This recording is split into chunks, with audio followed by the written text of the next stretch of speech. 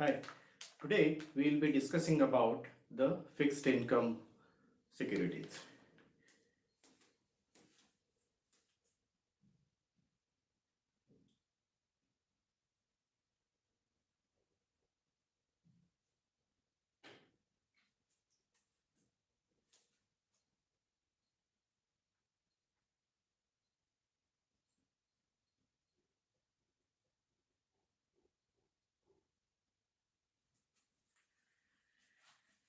Will be mostly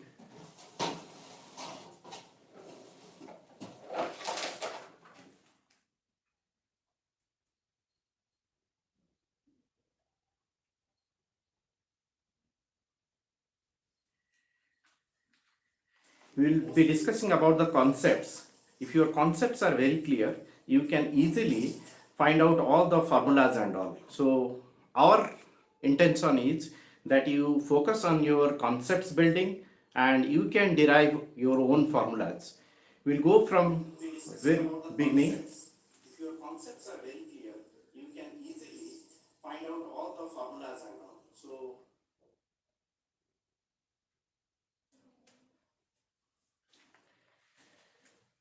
okay, so let's start with the time value of money. That is the very first concept that you should understand when we are discussing about the fixed income securities. Now, what is time value of money? If I will take an example and I will say that, okay, today I will be giving you $1,000. This is today, and after 1 year, I am going to give you $1,000. You will obviously prefer getting it today rather than waiting for 1 year to get the same amount of money. Now, I will give you $900 today, and I will tell you after 1 year you can take $1,000. Now, you may prefer waiting for 1 year to get $1,000, or you may say that okay, I am fine with giving the money now because I do not know whether you will pay me $1,000 or not. So you may prefer this one. But if I say that I'll pay you 800 today, but if you will wait for 1 year, you are going to get $1,000. Then you will think, double think, okay, what a kind of return I am getting. It's $200, right? So if you will wait for 1 year, you are going to get $200. So you may prefer that, okay, this time I should go for wait for 1 year and get $1,000.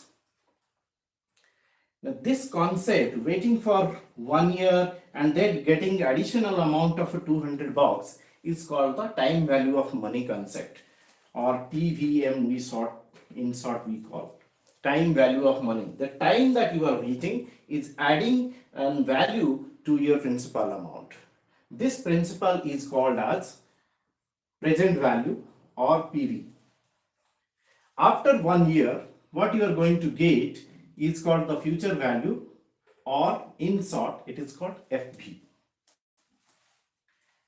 The process of making from 800 to 1000 is called as compounding,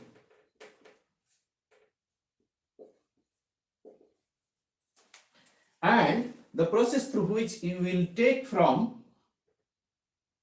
I'm just removing, you take from 1000 to 800 is called as discounting. So now the concepts are very clear. You have the compounding concepts which take from your present value to future value, and then from your future, that is compounding, and from your future value to present value, that is discounting. This portion, the difference amount that you are going to get is called the interest. If you analyze it, it is called the interest rate. Now we will come to the interest rates.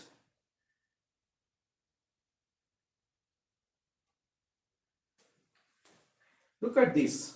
I'll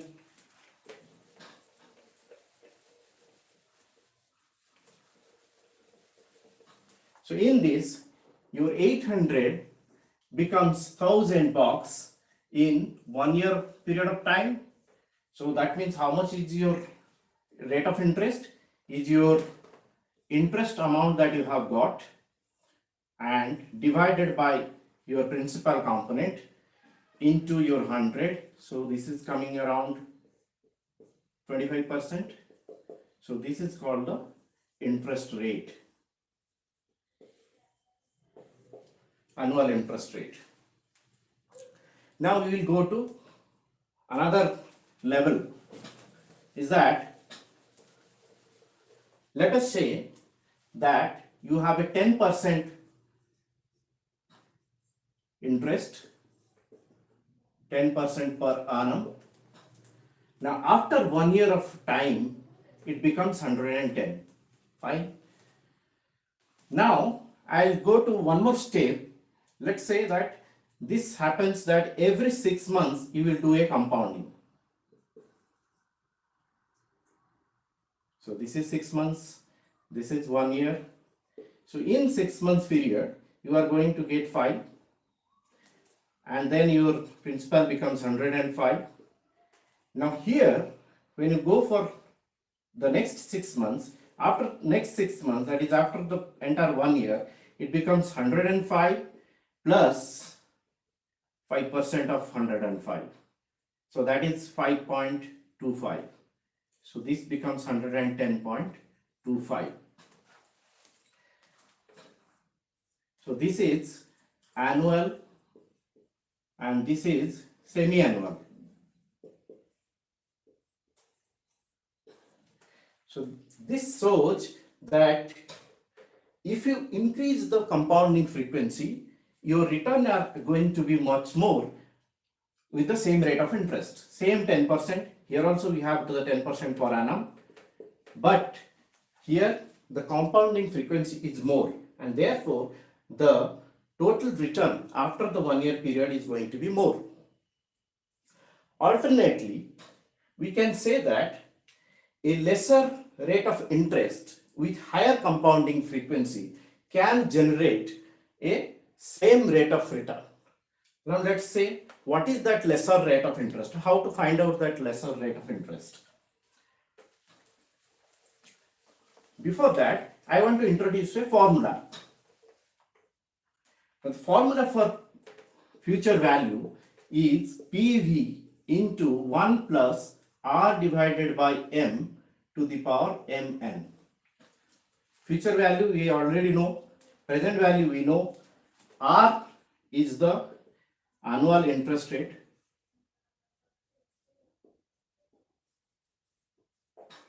M is the number of compounding periods per year, N is equal to the number of years. Let us validate this formula using this in this example. Now you have PV is equal to 100. You have 1 plus R is your 10%. Divided M is equal to, this is annual, so number of compounding periods per year is equal to 1. And this is M into N. This is 1 year is the total term we have taken. So there will be 1.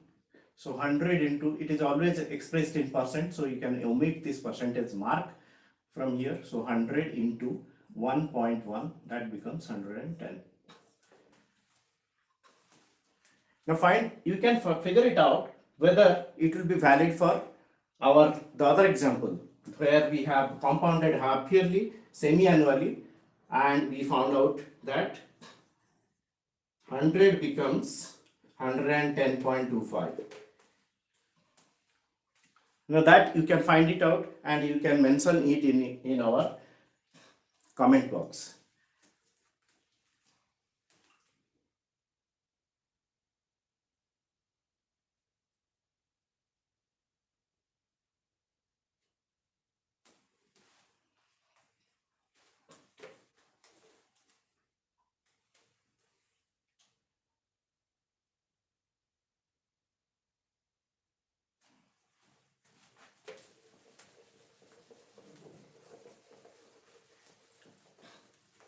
Now we should be able to find out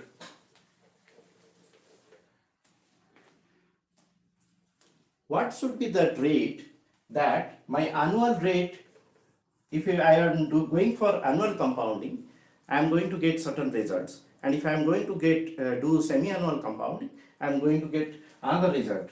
Now, what should be my semi-annual compounding rate, which will be effective to my annual compounding rate?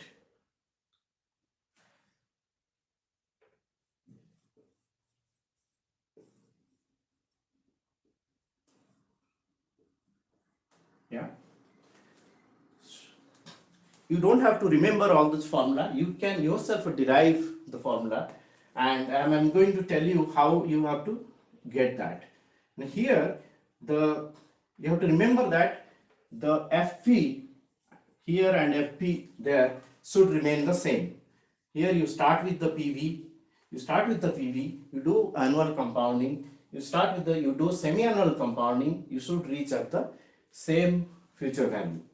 So as per our formula, this we can also, let's say, FB1 and FB2. So our FB1 will be PV into 1 plus R is the annual interest rate, and this is, let's say, we are taking 1 year, that is 1. Now FB2 will be equal to PV into 1 plus, let's say, we will take small r divided by m becomes 2, and we have 2. So what I'll do is I'll take both these similar, FB1 should be equal to FB2, and then I'll try to equate this equation to find out what should be my rate of interest. Let's say if we have taken in our example as 10%, and we will try to figure it out what should be the R. So if I take, let's say, these two equations, my 1 plus R I will put 10%, so that is 0.1, and this is equal to 1 plus R, I will keep R because I do not know what is the R at this point in time, square. So 1.1 is equal to 1 plus R by 2 whole square. So what I will do is 1 plus R by 2 should be equal to square root of 1.1, which is approximately 1.049. So which implies R by 2 is equal to 0.049 and R equal to 0.098, which implies a 9.8%.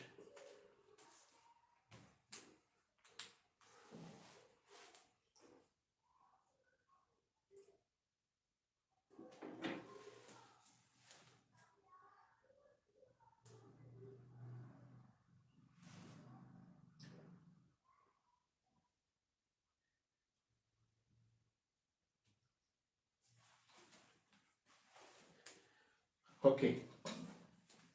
Now you have to take it to another level, that instead of this is we have done as per 1 year and compared with half yearly. Now you take this to 2 year annual compounding. This is 1 year period, this is 2 year, and you take as there will be 4 half yearly compounding periods, 6 months, 1 year, 1.5 year, 2 year. So try to find out if this interest rate is changing or not, and mention it in the comment box.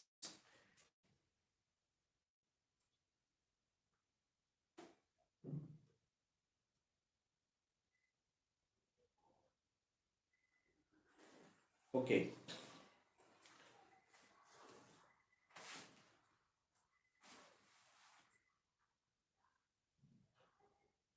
So here we can establish that 9.8% interest rate with half yearly compounding will give the same result with 10% as annual compounding.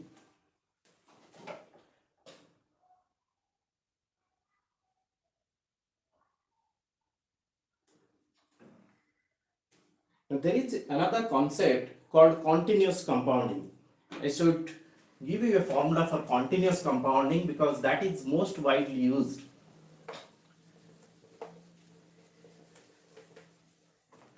For continuous compounding,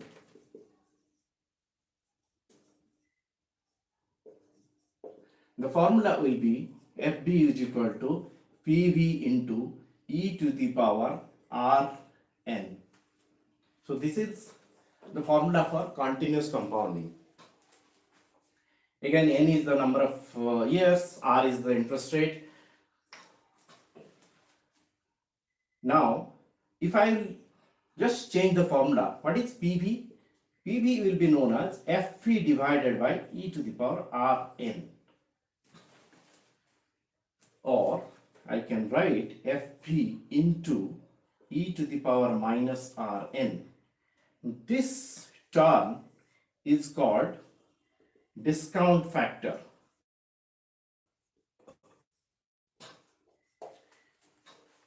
The factor which when multiplied with the future value gives its present value is called the discount factor.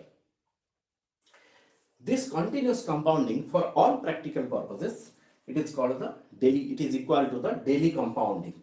So if you go for daily compounding, the amount that you are going to get will be similar to the amount that you are going to get under continuous compounding. So this is the formula, you should remember it, and it is very easy to find out in Excel as well as your calculators. And this will be very useful when we go for derivatives valuation and all. So this continuous compounding is mainly used in derivative valuation.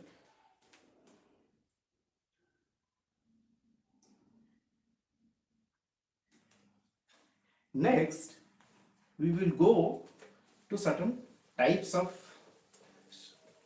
also the discount factors. That is very important about the discount factors. These discount factors are used for our bond valuation.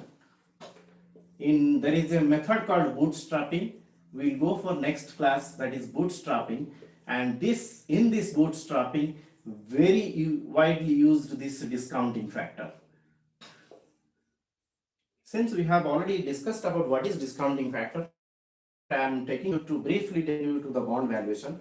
So normal bond will have a tenor and it will have its coupon payments, let's say 6 months, 1 year, so 1.5 years, say 2 years.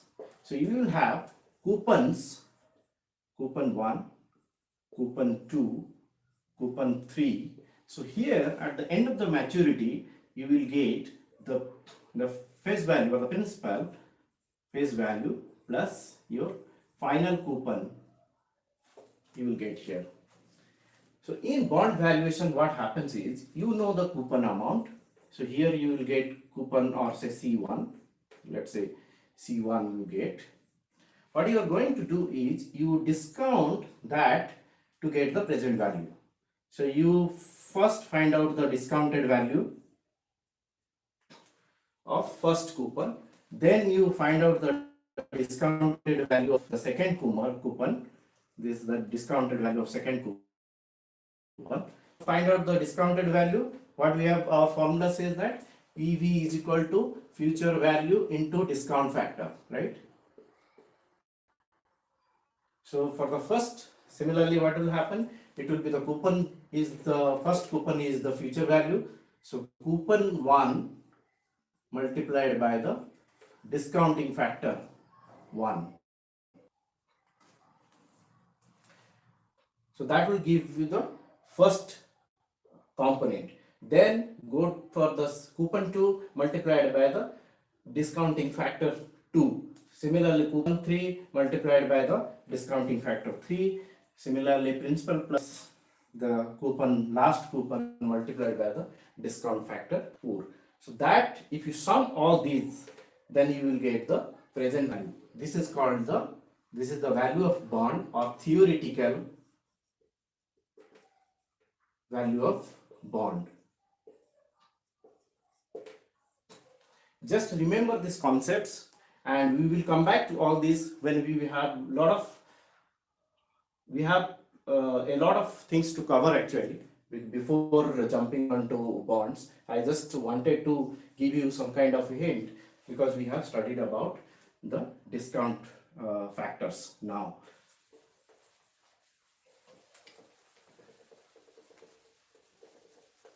I want to now tell about some interest rates, some kinds of interest rates.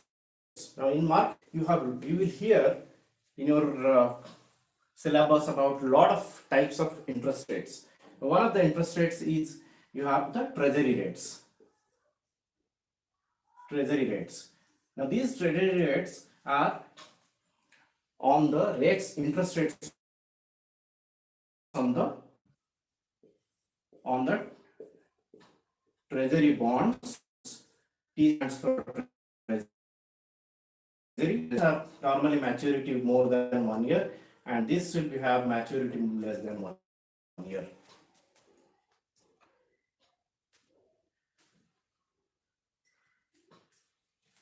This treasury, what is this treasury? Is that the interest rate when government buys back its own currency. So what is this treasury? Is known as when the central government will try to part finance its own activities, for example infrastructure financing, stuff like that. It will issue treasury bonds and will give you some kind of a coupon interest, and that is called as treasury bonds. Normally you do not expect the default. So therefore, for all practical purposes, these are as risk-free. So means these are government is not supposed to default of the payment on these bonds. So therefore, these are default risk-free bonds, or the rates are called also the default risk-free rates. But these rates are actually very low. Why? Because there are certain tax considerations are there. For example, in India you have banks have to keep certain amount in treasury bonds, government bonds. They are popularly known as GSECs, government securities. So because of this regulatory constraint, banks will obviously go to the market and buy these treasury bonds. So when there are n number of buyers are there, so you will find the interest rates are very low. That is why these are they are actually very low interest rates they bear.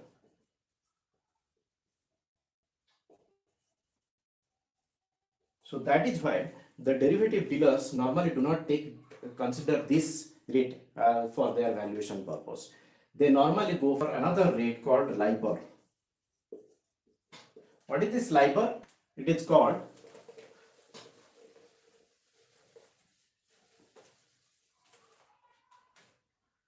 London Interbank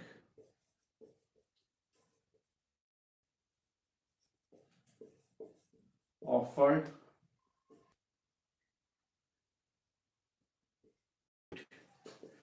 So this is LIBOR.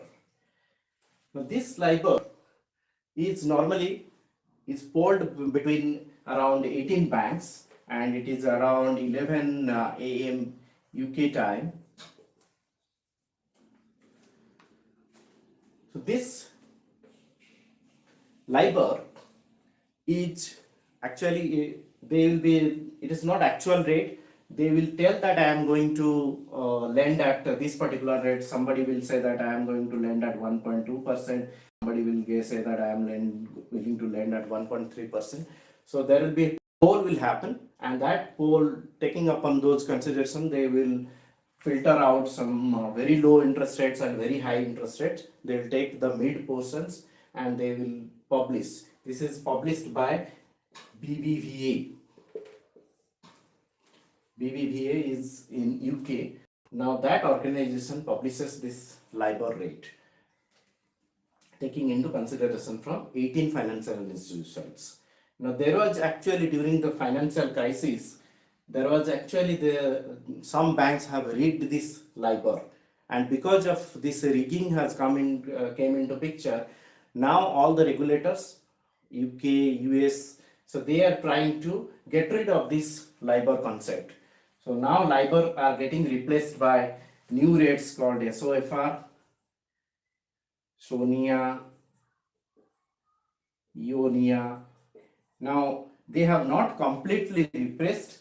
The replacement is underway, and possibly by 2021 the replacement may be completed. I have published one blog. I will send you the link down here, so you will be able to see actually to understand what has happened in this LIBOR rigging case, and how these new rates are going to replace the LIBOR. But we are still 3 to 4 years behind that complete replacement. It's not an easy job task. So today we are almost going to be over. Next time we will take you through that there are different types of interest rates we will study. We will go for swap rates, we will go for repo rates, we will go for overnight in rates and index rates, and then we will go for other types like zero coupon bonds, zero coupon rates, or called spot rates. And then we will try to slowly in next 3 to 4 sessions we will try to cover most of the concepts around the fixed income securities, so that you will be completely knowing that we will also take you to the interest rate derivatives as well, so that you will be completely knowing about all the concepts. So for today, thank you very much for joining.